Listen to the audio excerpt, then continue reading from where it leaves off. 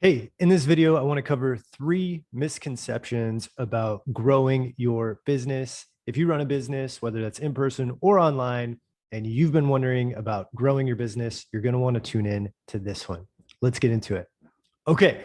So I have been running businesses now for the better part of 3 years. Started out as side hustles, doing advertising and digital marketing for small businesses on the side while I was a physical therapist.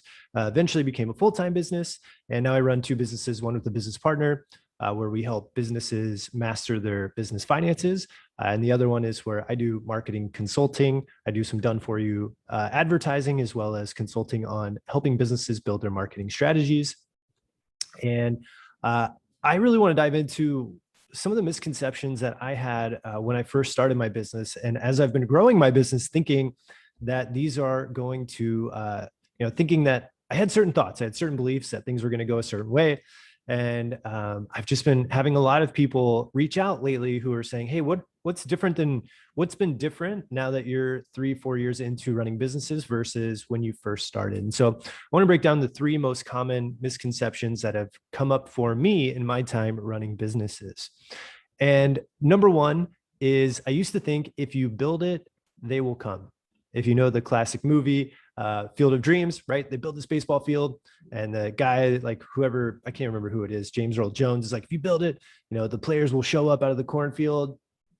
And sometimes we think like, hey, if I just create my business, I'm gonna have all these people who are gonna want my service or want my product. And if you're a savvy business owner, this isn't true. But when you're first starting out and you don't have a lot of help or coaching, this is something that comes up frequently, which is, yeah, won't people just start coming to work with me as soon as I open my doors?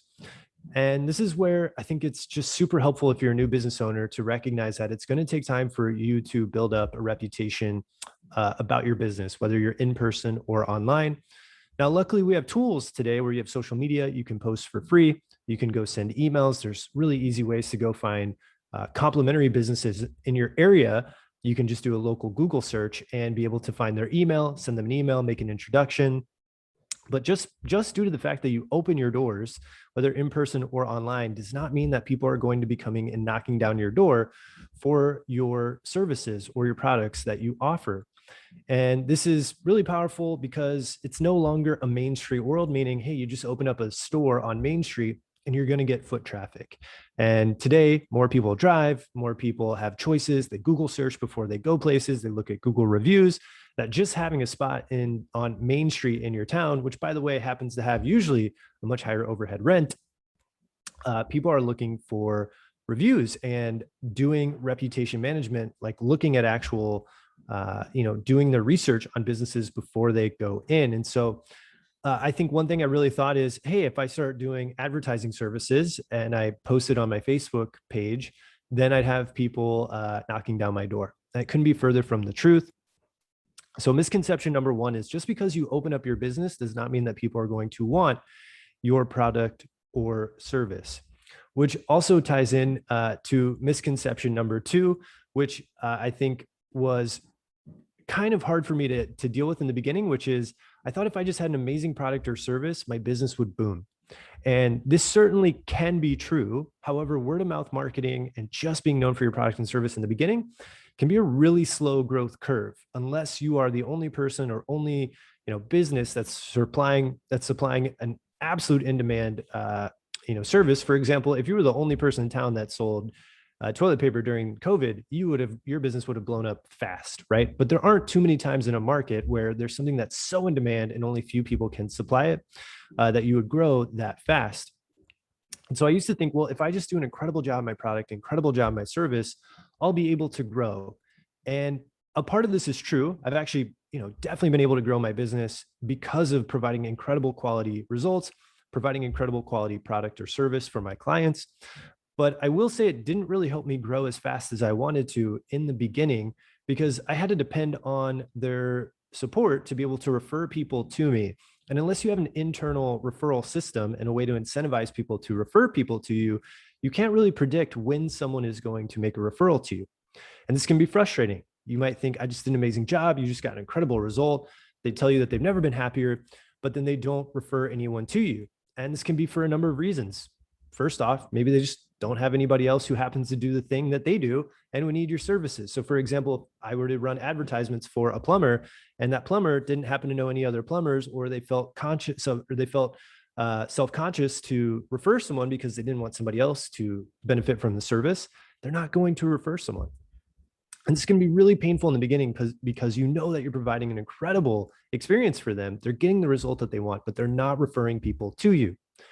And so that was misconception number two. If I just had an incredible product, just had an incredible service, the business would take off fast as I wanted it to. And that just wasn't the case. And for most of my friends who run businesses, that hasn't been the case either. They still have to do outbound marketing and content marketing to be able to drive more people in the beginning to grow their business. So that was misconception number two.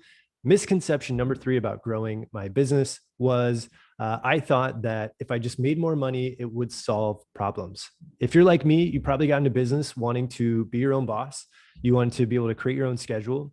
And for me, to be honest, it was, I really wanted an uncapped ceiling of income. Like I really wanted to be able to make as much money as I possibly could, get paid for that. And, luckily I've been able to fulfill that to a certain degree. However, money, I've learned, just doesn't solve all your problems. I used to think if I just made X amount per month or X amount a year, man, I probably wouldn't have any worries or any concerns. If you're watching this, you're probably thinking, wow, that's really naive. And I found that most people are thinking that too, though. So if you're at the beginning stages of your business, or maybe you've been doing well and you're feeling like, man, I just got to get to that next level and then I'll be good. Then I'll be set. Then I'll solve my problems. And I've just found that even with my most successful business friends who are doing 7-8 figures a year, they still deal with personal problems and they still deal with business problems. And it's really about them being able to understand themselves that's allowing them to be happier in life. In fact, I know plenty of people who make 7 and 8 figures who are really not that happy.